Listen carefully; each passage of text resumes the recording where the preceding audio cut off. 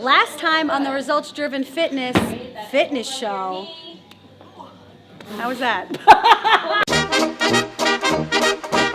Protein shakes can create a side door into fitness. So whey protein versus plant-based protein. Brandon, turn my head into lettuce.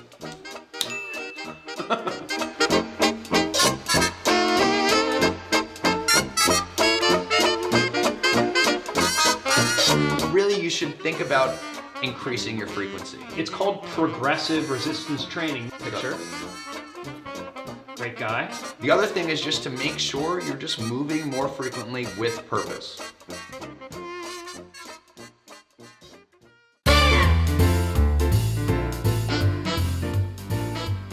Welcome everybody to the Results Driven Fitness Show!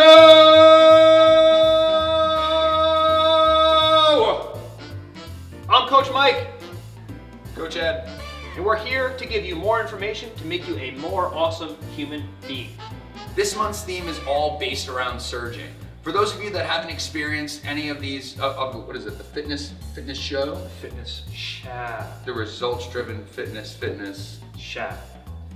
So what we're gonna try to do with our show is to try our best to match what's happening in the industry and definitely give you just the common themes happening in our gym.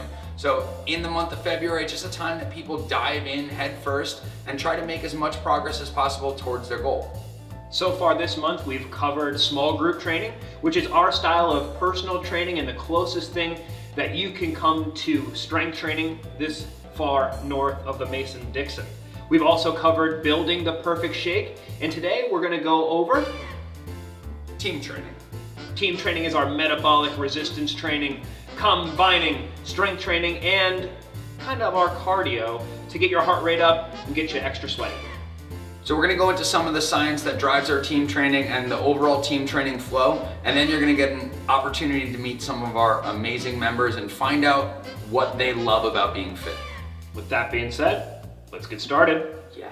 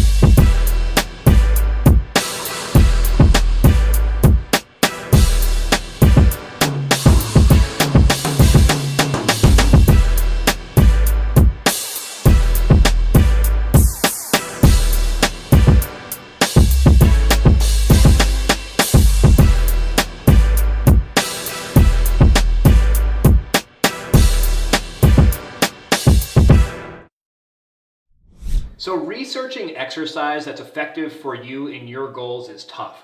There's so many different kinds of modalities that people use out there that get maybe their clients' results. What we use here is different styles of strength training. We already talked about small group training, which is a ratio of 4 clients to 1 coach. Team training is what we're going to talk about today. That's our bigger group class that can be up to 20 people per 1 coach. If we have more than that, we try to have another coach on to maintain safety and movement quality standards. Both our small group training and our team training classes use strength training as the main type of exercise.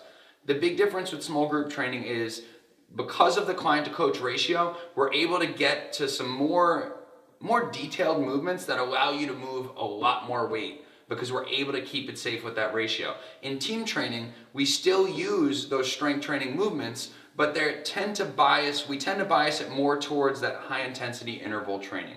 So where in small group training, people might eventually work up to say a barbell deadlift and be lifting their body weight or heavier, team training, we're gonna trend more towards kettlebell deadlifts, sandbag deadlifts, or even kettlebell swings. Here at Results Driven, we hate to guess. So we drive everything through science. For our fitness nerds out there, we're going to get into some of the science later, but right now we want to take you through the team training flow. And one of the big changes that we've just made is we started doing the demonstration in the beginning. So we're going to go through all the different stations that our clients are going to roll through that day right in the beginning to give them an idea of what's about to come, and also to kind of encourage people to get there on time. And it's been cool to see people who tended to show up late before are now starting to get there when class starts to make sure they don't miss the demo. Another benefit to that change by doing the demonstration before the warm-up is it allows our warm-up to actually do what it's meant to do. Throughout the warm-up, we start with breathing exercises, then we address hip mobility, shoulder mobility, and start to pattern the stability necessary to lock in those changes and set up for an effective workout. But as we progress through that warm-up, another goal is to increase tissue temperature and allow you to practice some of the movements that you're gonna do later on in the workout. So really what this does is it allows us to just flow very well through the workout and get ready to go hard. So we're going to warm up, and then we're going to go hard with our strength training section. The strength section is where we're going to get our strong out. We're going to combine your general strength exercises, squats, deadlifting, rows, and different push-up progressions with high-intensity exercises like sleds, ropes, and mini band work to give people this tough combination of strength training and kind of cardio to get people extra sweaty and to improve their work capacity. Our team training workout changes weekly. That allows people to go and progress throughout the week. You really get the introduction to the new movements, and then through your 2, 3, 4, 5 workouts that week, you can actually start to progress in terms of the weight you're lifting or the amount of work you're getting done in the same time. By using the 2 minutes on, 1 minute off interval, like Ed said, the client is able to practice the exercise. So they're not going 30 seconds on and 30 seconds off where they might not be able to improve their squat. With 2 minutes, most people are able to get 2 sets of 10 reps on each exercise, which allows them, with the coach's help, to improve their form and over time lift more weight safely. Bullshit alert! We hate bullshit, especially in the fitness industry. So there's a couple things that we just said that I want to clarify. We're talking about combining practice with high intensity interval training. The thing that we see a lot of people do wrong is they think that high intensity just means go hard. Keep in mind, we said high intensity interval training. We're either going to use rest in between just based on time, or if people are using our MyZone heart rate monitor, they know the heart rate to work to and then when to rest until before they start to practice again. If we get the heart rate into the right zone, then the time spent can actually be practice that improves movement instead of just being a sweaty mess. Using a larger interval of 2 minutes of work and 1 minute of rest also bakes in more safety. Clients are not encouraged to work for 2 minutes straight, and most of the time they don't. Shake and bake. They'll work for, they'll be able to do 10 reps of one exercise, take a rest, get in the second set, and then they'll have a whole other minute to recover. We work with adults. They can't afford to get hurt. So doing this style of and incorporating this style of interval training just allows people to walk out of the door the way they walked in. Healthy, comfortable, but probably a little bit more sweaty. Phase 2 is our metabolic phase. We have 4 minutes of work and 1 minute of rest. During the 4 minutes of work, we combine 2 non-competing exercises. It allows us to stack more work into that period of time, but it allows us to make sure we're not exhausting any one energy system since we're combining 2 separate movements. Some of the combinations that we have used recently, last week we did ropes with mountain climbers, we did deadlifts and slams, we did lateral bounds with some crawling, and then we did our mini band monster walk with side planks. It's easy to just throw out buzzwords to try to sound smart. So things like work capacity or skill development, they don't mean anything if you're not honoring the physiology behind it. With the use of the MyZone heart rate monitor, or at the very least, the intervals that we have set up to allow people to get more rest, it allows us to put your body in the appropriate state to actually acquire new motor skills. One of the things that's going to prevent you from being able to actually truly improve a skill is having your heart rate elevated too high and just having your energy systems depleted. So by getting the right rest in there, we can actually expect to improve movement over time. Nerd.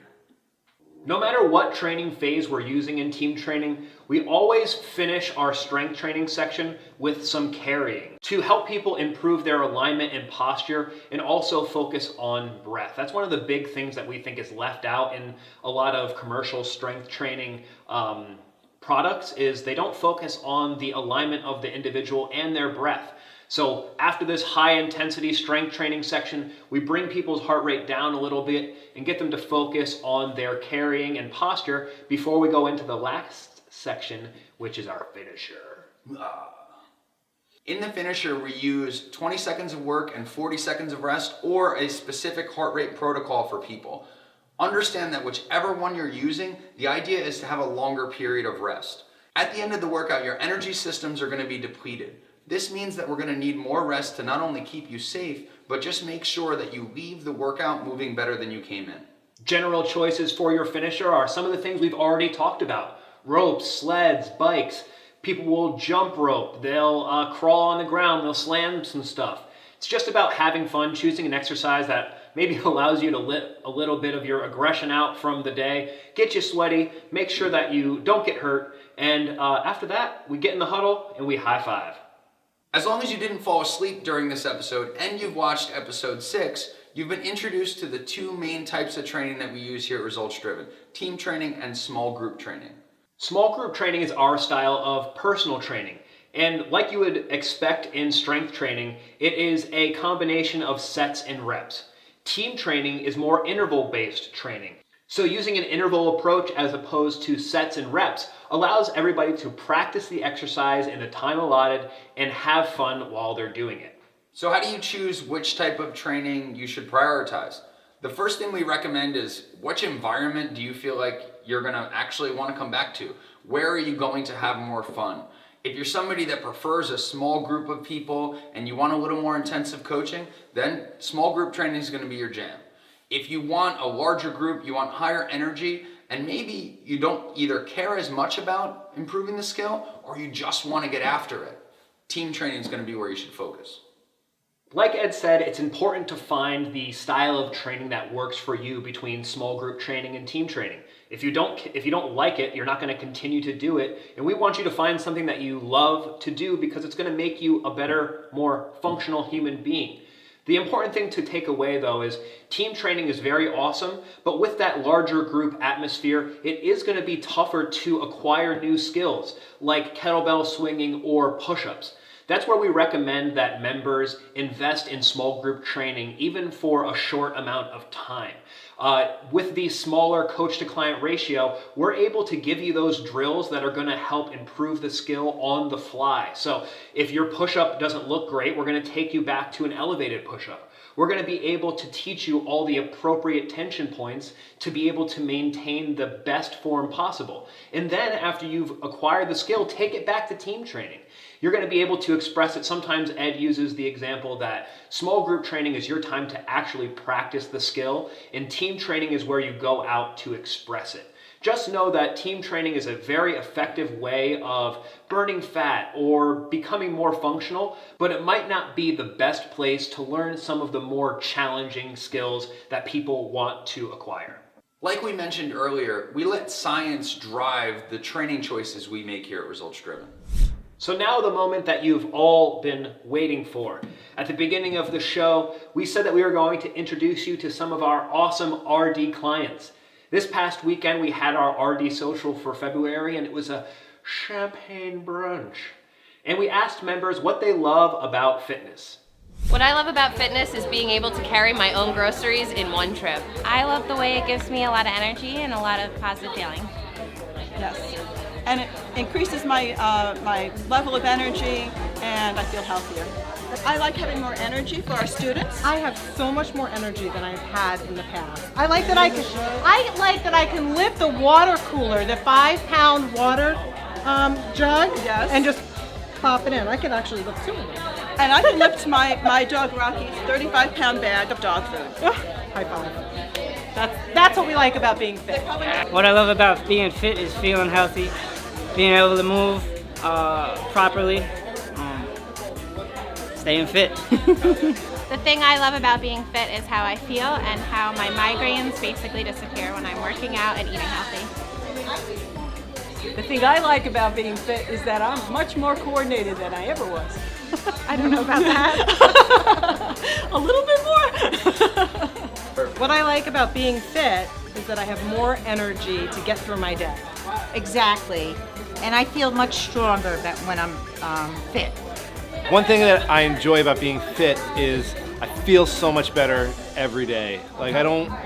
Like the little things aren't a struggle anymore. Like to walk up a flight of stairs or, to walk across campus at my job. It's just so much easier, and I just feel better about myself physically, but also mentally. Like I'm noticing that since I've really been taking this seriously and getting into it more. I'm just a happier person every day. And I like that. It's a nice way to live. What do I like about being fit? Everything. No, seriously. I've told my mom this is my thing, age strong. There are a lot of things going ahead. They're gonna try to take us down. So me attacking my future as strong as I can, building the bones, getting myself a good support system, that's what I really like about being strong. The thing about fitness, it makes me feel strong and healthy. I may not always eat healthy, but it makes me want to eat healthy. And I definitely feel stronger, and I feel that it'll make me live longer because of that. What I like about being fit is that I feel really good every single day. My body moves better, I feel better, and all around I'm good. The thing that I like more about being fit is that I am stronger, I am healthier. Not only am I healthier, but I feel like I can do anything all day long. In my job, I really need this because I work at school most of my day, and I think that kids actually appreciate me being there for them, and being fit helps me do my job better. Being fit makes me feel more confident. I'm happier. The endorphins are working, and it's just nice being around people with the same mindset. Being fit makes me feel like I'm in charge of my own life. It's all about discipline for me. It's all about making sure that I hit certain marks and make sure that I can be consistent with, trying to keep myself strong. And it's also a great mindset as far as, getting me out of my own head. A lot of the times, the stress of the day and the stresses of life kind of start piling on. And when you can come here and burn it off, that's a relief. Badass bitch! A special thanks to all the members who participated on Saturday. We have to get in front of the camera to educate our community. They didn't have to, but they chose to lend their words to help motivate the people out there who want to get fit, but they're not sure how to start. If there's one thing you should take away from this episode, other than the fact that our members are amazing people, it's the fact that you always have a fitness choice. Even if you're somebody who's maybe a little newer to fitness or maybe a little more limited in terms of movement, you can choose things like the bike, ropes, loaded carries, or a sled push. If you're somebody who has a little more experience, you can get after some of the movements like kettlebell swings or heavier squats. Either way, we just need to find the right choice for you that's safe, effective, and fun enough that you want to come back. Speaking of fun, next episode, we're going back to the grocery store, and we're gonna get some vegetables, and we're gonna get some protein. And we're gonna get some protein, brother! I thought I was gonna say brother. And we're gonna get some protein, brother! And we're gonna get some protein, brother! Thank you for watching another episode of the Results Driven Fitness Show. Please make sure to like, comment, share, subscribe, follow us on the social media things. We appreciate your support. And your attention. Go out there and be a better human being. So some of the combinations that you have. God damn it. We you have.